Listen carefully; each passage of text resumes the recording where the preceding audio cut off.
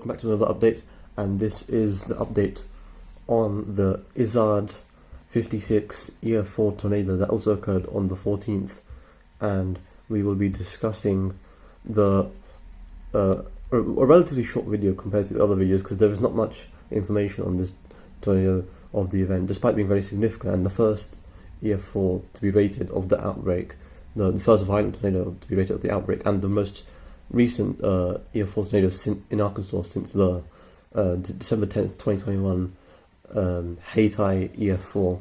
We are looking at this tornado, and this is one of the few images that have been captured of it. It's kind of low quality nighttime camera quality, but it makes sense. Kind of hard to get different quality coverage in such a nighttime period. There's also some sort of swirl looking over there, something suspicious there, but the main focus here is this large stovepipe. This is the tornado that tore through these towns in the northern Arkansas, and a fairly long track tornado as well to be discussed. So a couple of things I wanted to talk about. So one of the first things is we're going to look at this, and we're going to look at this. So this is the tornado. So the tornado actually had it was a fairly long track, as mentioned previously, 45.87 miles in the distance, within about just under an hour, so around 55 minutes roughly. So fairly slow moving relatively, because it travelled fewer miles than the minutes per minute. So, but it also was fairly large size, 1,400 yards wide. So nearing its widest, it was almost 3/4 of a mile wide, even more than that, and usually around 1,600 is a mile wide. So very significant, and the image in the peak intensity was likely at peak intensity, but that was much more narrower, and that's often a nature of these types of violent tornadoes, is when they expand out and they shrink, and then when they shrink, the winds, again, by the angular momentum, it would mean that the tornado would shrink in size, but the wind velocities, the radial velocity, so that basically the wind, the tangential and the translational wind speeds that you'd measure on a tornado, those would increase as the tornado shrinks, and that's common with other analogs. So you look at more EF5 2013 that happened with that tornado. It happened with a lot of different types of tornadoes, and yeah, so this is a quite fairly commonplace thing to occur with violent tornadoes. One of the other things was there was a station, a couple of these stations actually measured different gusts. There's another gust measured by a different tornado that was near Belzoni, around 94 miles per hour, before the station broke, from the anemometer broke. But here we've got another station that measured a wind gust of 151 miles per hour. And so there is no sustained winds measured with tornadoes. You only measure in gusts, usually these sorts of instantaneous gusts, and normally a 3-second averages, but it's supposedly the actual reliable way of proving a gust. But a lot of the issue with tornadoes is they produce very significant instantaneous gusts that often are difficult to resample.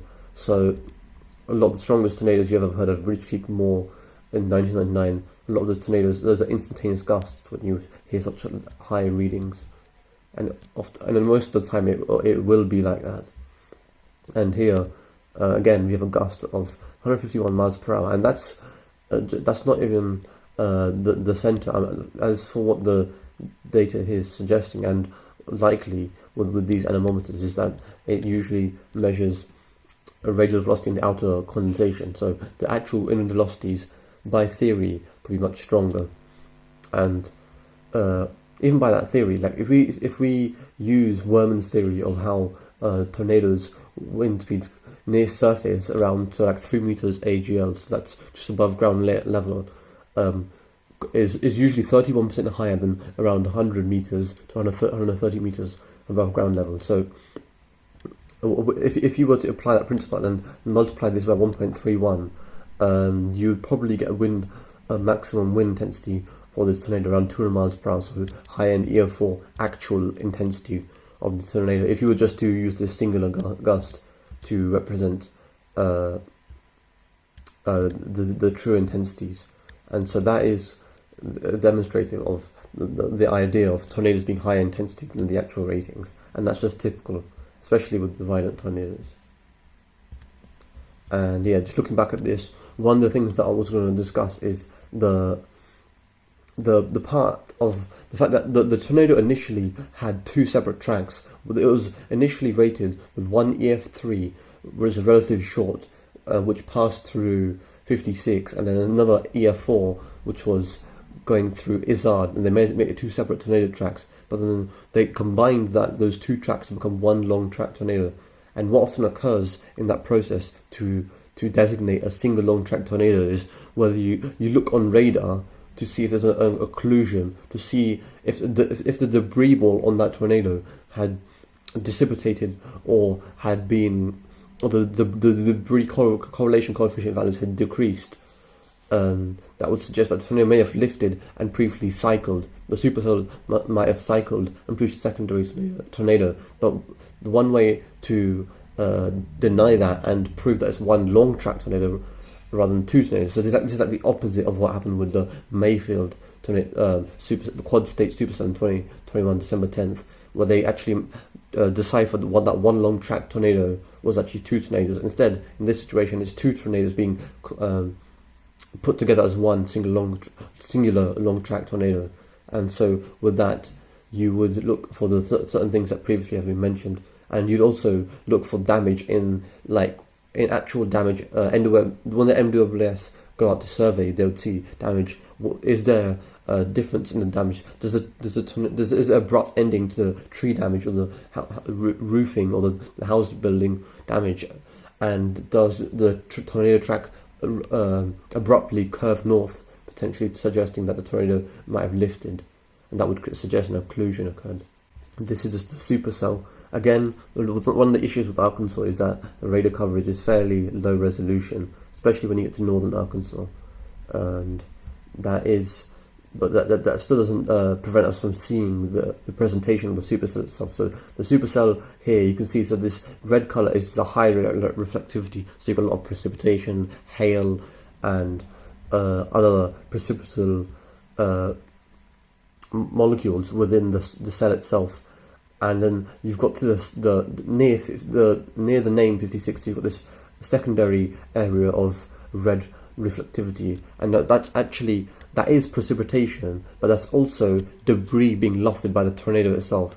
And where that is red is where the debris ball, so essentially where the debris has been lofted aloft, is now appearing on radar at very high tilt, so very high in the atmosphere, suggesting that this tornado is going to be likely violent because it's lifting debris from the surface all the way up towards in the upper mesocyclone, towards the low level jet. It's lifting that debris that high up that's been registered in this, and so the reflectivity is now increasing to around 60 dBz, which is typical for these strong to violent tornadoes. And then one of the things that's hard to decipher here is, but you typically see a hook associated with these, and that hook is where you'd look on velocity to see a velocity product and see the tornado's velocity, and then you'd overlap that with the debris to see correlation coefficient, which is where you'd see debris, and then that's how you confirm such intensity of a tornado and prove that is on the ground. And that's how warnings are typically issued. And this is the velocity, and again, you're looking fairly high up in the air. You're still getting a roughly gate to gate. So when one of the techniques that is typically used, it's kind of an eyeball technique. It's not necessarily considered super accurate, but it is actually quite accurate if you take in the fact that using like Josh Worm's theory. So like the idea of just measuring these velocities. So you got like a 60 mile per hour on the reds, and then you got about 90 mile per hour in the blues. You add that, you get 160 mile per hour total wind velocity. And then if you were to assume that this is a low bound velocity, you would use that theory of the increasing velocities near surface to predict higher wind velocities, or you would theorize that such wind velocities, even measured this high aloft, could be transferred through the downward momentum transport from the upper levels down to the surface, so the tornado can produce such gusts of this intensity. And we did see that, as previously mentioned, around 150 mile per hour gusts measured. So even this is a good indicator that such winds aloft can be transferred to the surface, and so it may not necessarily be a bad indicator. So you're looking at tornadoes, and especially when you look at analogs. So you have the old tornadoes, and old tornadoes didn't often have like such good coverage. You only had radar coverage on those tornadoes, and so sometimes these wind products can give you an idea of the intensity. And again, you can also use another theory, the EF scale intensity based intensity, again proposed by Werman, where a tornado produces such certain level of damage, but then that damage can be up to, that damage can reflect up an intensity at 1.5 EF scales higher than the actual damage. So if it was rated 170 mile per hour EF4, the intensity could be much higher in the EF5 range. Is a proposed theory based on multiple surveys of tornadoes. There's probably better examples than this tornado to prove that theory. And this is one of the few damage pictures that I could find. But you can see in the far distance, you've got some roofing damage, you've got some house collapse. One of the things about this is that in rural homes, you tend to have these lower construction standards, and so the base plating, you don't often see well-built houses. So there's certain things you'd look for, like fastened bolts, ankle bolts with sill plates, and you would also see like a foundation with the concrete poured in a fashion where it's not cracked, and it's smooth, where the foundation anchor bolts are tightly fixed, and the joists are very tightly basically compressed into the ground. Because when you have that sort of when you have that, and then the concrete, which is really good in compression, it can hold down the house much better, and so it becomes a much more well-built house. But often with these houses, that is absent. And also some of the things you can see is, I believe, a softwood, a hardwood tree, has been ripped apart. Some of the branches have been ripped apart, and it's been partially debarked still. So again, that's quite impressive for a high intensity tornado. With that, I think I don't have anything else to say for this, because there's not much other information on this, but certainly an interesting study. And if there is more to talk about this tornado, I'll definitely add it in to the video afterwards. So with this, I'll see you guys next update.